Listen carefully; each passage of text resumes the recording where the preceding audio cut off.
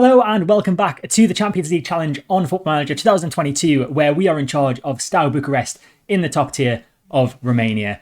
After coming so close to winning the title last season, we headed into our 9th season with Steaua, hoping to have a decent European run in the Conference League and to challenge for the league title once again. We had something of a squad overhaul in the summer transfer window as we said goodbye to 6 first team members and replaced them with 6 new signings. Star right winger of the past 2 seasons, Juros Medakovic, left us to move to La Liga side Levante for a mind-boggling £1.5 million, which was an amount of money that we just could not turn down. And after 7 seasons with us, we said farewell to Jovan Mitrovic, who moved to Serbian side Zlatibor for £145,000. He'd been appearing less and less over the past few seasons and now seemed a good time to cash in. Experienced English centre-back Oliver Casey was sold to Serbian side TSC for £140,000 after 4 seasons with us, and he was declining in ability, so it made sense to sell him. Romanian centre-back Andrei Moldovan was sold for a second time in our tenure as he moved to Liga 3 side Viitorul Panduri Targu Giu after not being able to break into our first team. German centre-back Mati Sebula was also sold after never really performing well. He moved to Liga 1 rivals Voluntari for £30,000. And backup goalkeeper Rudi Batan was sold to Ligue 1 side RC Lens for £20,000 after making a handful of appearances in his time with us. Now for the signings. Our first piece of business was to directly replace Juros Medakovic with the signing of winger Levente Nemeth for £1.2 million from league rivals CFR Cluj. Nemeth performed amazingly this season with 21 goals in all competitions. He was also duly voted Fans Player of the Season, Young Player of the Season, Signing of the Season, and also broke the record for most assists in a season with 14, and most Player of the Match awards in a season with 8. 28-year-old ball-winning midfielder Laurențiu Ardelean was our next signing. He was picked up on a free from Progresul Spartak to add extra depth in midfield, but he only ended up making around 4 appearances this season and didn't play well. After the departures of Casey, Moldovan and Sabia, 22-year-old promising centre-back Mihai Zenchenko was signed on a free transfer from Petrolul Ploiesti. He made 21 appearances this season, but he didn't shine too strongly in those games. We returned to Petrolul Ploiesti to sign promising 21-year-old striker Alpha Banjacqui on a free transfer as a backup to Amit Diatta. He was another disappointing signing, scoring only once in 23 appearances. The left winger we've had on loan for the past 2 seasons, Ion Shipurcha, made his move permanent in a £325,000 deal from Sepsi. His first season as a permanent member of the squad was pretty decent as he played 52 times in all competitions, scoring 7 with 10 assists. And finally, promising 21-year-old ball-winning midfielder Raris Gligor was signed for £235,000 from Farol Constanța as a first-team regular. And he was a regular this season. He made 48 appearances, scoring 12 and assisting 4 with an average rating of 7.14. Now, we won all 3 of our pre-season friendlies, but had a surprise competitive fixture thrust upon us as, due to our second place finish in the league last season and the fact that Farol Constanța won the league and cup double, we were involved in the Romanian Super Cup. Unfortunately, the opportunity for early silverware evaded us as we lost 2-0 after extra time. The proper season started with a home game against Universitatea Craiova, where Levente Nemeth grabbed the debut goal in a 1-1 draw. This was followed up by the first leg of our Europa Conference League second qualifying round tie at home to Bosnia and Herzegovina side FK Sarajevo, which we dominated thanks to a hat-trick from Levente Nemeth. Chindia Targovishte were our next domestic opponents, but we could only manage a 1-1 draw with them. Johnny and Zete gave us an early lead, but we were pegged back early in the second half. We then headed to Sarajevo for the second leg of our European tie, and we beat FK Sarajevo 3-1 thanks to a brace from Amit Diatta and another goal for new signing Levente Nemeth. A few days later, we hosted CFR Cluj in the league and picked up our first domestic win of the season as a Nemeth brace and a goal from Nzete fired us to a 3-1 win. We then had the first leg of our third qualifying round tie at home to Ukrainian side Desna Chernihiv and battered them 5-1 with newly made permanent winger Ion Shipurcha getting a brace and goals from new centre midfielder Raris Gligor, Levente Nemeth and last season's star Amit Diatta. But we must have used our allowance for goals in Europe as we could only manage a 0-0 draw in our next league game at home to UTA Arid. The return leg away to Desna Chernihiv ended 1-1 with Nemeth getting our only goal to secure our place in the 4th qualifying round for the first time. Bucharest derby number 1 of the season was next for us as we headed to Dynamo, but we lost to a 90th minute Finn Azaz goal, leaving us with just 6 points and just 1 win from our first 5 league games. Swiss Super League side Servette FC were our next European opponents as we held them to a 2-2 draw at home with goals from Nzete and Ciapercia. We got back to winning ways away to Botasani as we came back from a goal down to win 2-1 with goals from Catalin Magirianu and Mohamed Brahimi.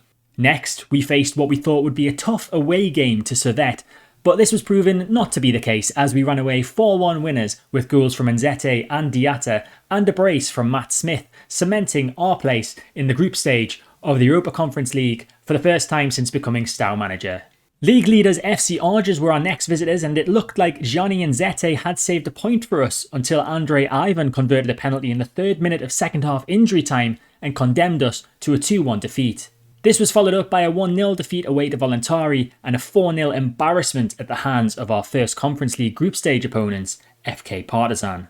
It looked like the tide could be turning back in our favour as we beat FCU Craiova 4-2 in the league, but this would turn out to be our only win in September, as we then lost 2-1 to Dynamo in the 5th round of the Romanian Cup and could only manage a 1-1 draw in the league match away to Rapid. October didn't start much better as we lost 2-1 to Austrian side TSV Hartberg, threw away a 1-goal lead over Sepsi to draw 1-1, and lost 3-1 away to FCSB despite taking an early lead. There was a glimmer of hope that our form could be changing as we ended the month by taking our first points in Europe in a 0-0 away draw to Cypriot side Apoel, and followed that up with our first league win in 4 as we defeated Concordia Chiajna 2-0 with goals from Zipedro and Ciapercia in a feisty affair where each side had a man sent off. A goalless draw at home to Gazmeten Medias kicked off the month of November, but was followed by a convincing 5-2 victory at home to Apoel. Amath Diatta grabbed a brace with goals from Zipedro, Nzete and Nemeth completing the scoring and giving us our first group stage victory and lifting us to 2nd in the group.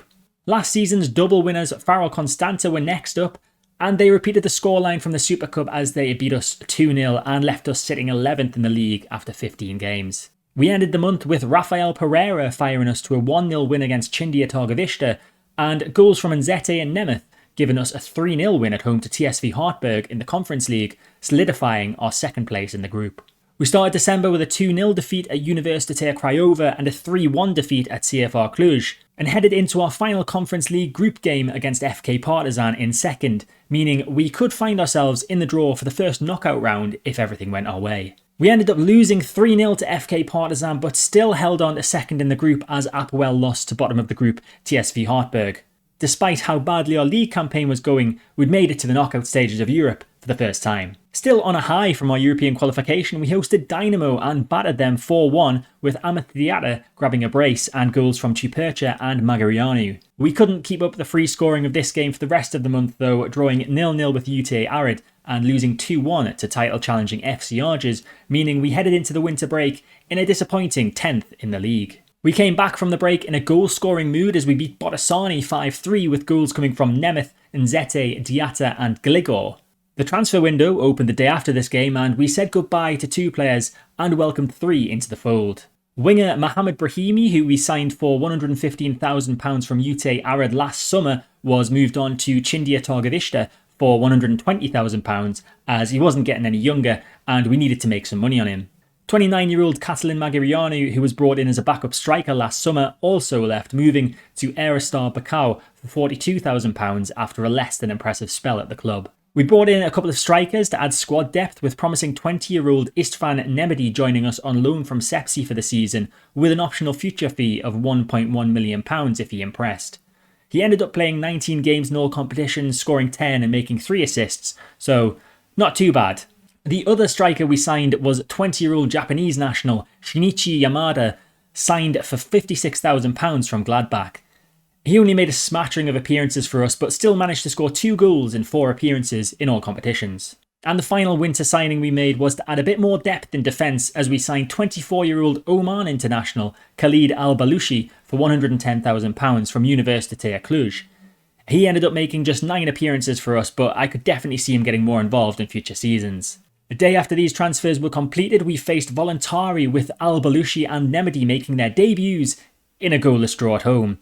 We followed this disappointing result up with a convincing 3-1 victory over Rapid, with Nzete, Diatta and Pereira firing us to victory. And we were in dreamland after our opening game of February as we witnessed a 6-0 drubbing of relegation candidates FCU Craiova. Diatta managed to bag a hat-trick with Nzete, Chipercha and Gligo rounding out the scoring to send us up to 8th in the table. But we were sent crashing down to earth and back down to 10th in our next 2 games as we lost 2-1 to both Sepsi and FCSB, with consolation goals from Alpha Banjakwi and Raris Gligo the only silver lining. There was to be one final piece of transfer business before the window shut as we moved 30-year-old centre midfielder Matt Smith onto UTA Arid for £275,000 as he was declining in ability and it seemed like a pretty good deal. Next, we faced Turkish giant Fenerbahce in the first leg of our Conference League first knockout round tie, and to be honest, I wasn't feeling too confident given our form in the lead into this. But I was pleasantly surprised as we ran out 2-1 winners thanks to goals from Gligor and Yamada, giving us a good base to build on in the return leg back in Bucharest. We lost 2-1 to Concordia Chiajna in the league game between our European exploits. Perhaps the flight back from Turkey took it out of us. We handily beat Fenerbahce back at our place with Diatta and Gligor grabbing the goals in a 2-0 win, meaning we were heading to the second knockout round and would be facing Belgian side Ghent with a place in the quarter-finals at stake. But before the first leg of that tie, we had 2 league games to focus on.